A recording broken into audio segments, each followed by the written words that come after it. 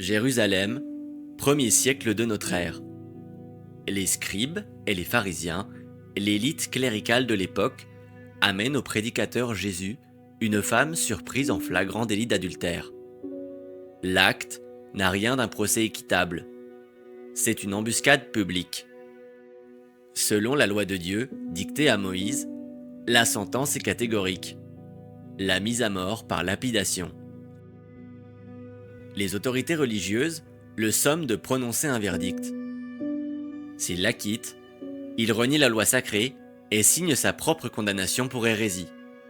S'il la fait exécuter, il détruit son image de guide pacifique. C'est un échec hématologique incontournable.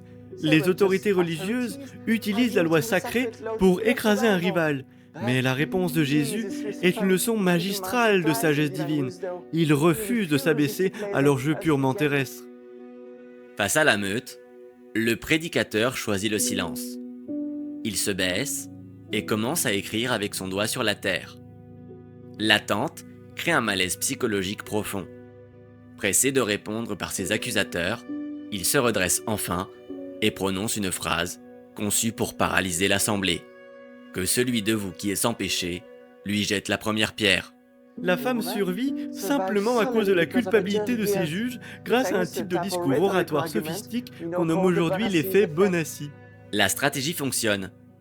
Confrontés à cette injonction, les accusateurs se retirent un à un, en commençant par les plus âgés.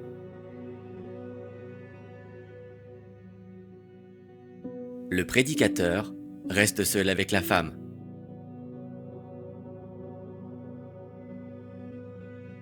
Constatant l'absence de condamnateur, il l'absout de la sentence en lui ordonnant de ne plus pécher. Cet incident révèle une stratégie imparable. À aucun moment, la barbarie de la lapidation n'est remise en cause. Dans cette arène politique, la femme jetée au sol n'est qu'un pion que le prédicateur ne défend pas. Il se sert d'elle. S'il avait été l'incarnation d'un être bienveillant, il aurait condamné la nature même de cette loi meurtrière. Mais il a laissé cette femme à la merci des pierres, utilisant l'imminence de sa mort comme un simple bouclier pour écraser ses rivaux. Sur le parvis du temple, Jésus n'a pas sauvé une victime. Il a utilisé une femme pour laver son image sans jamais condamner la peine injuste qui lui était réservée.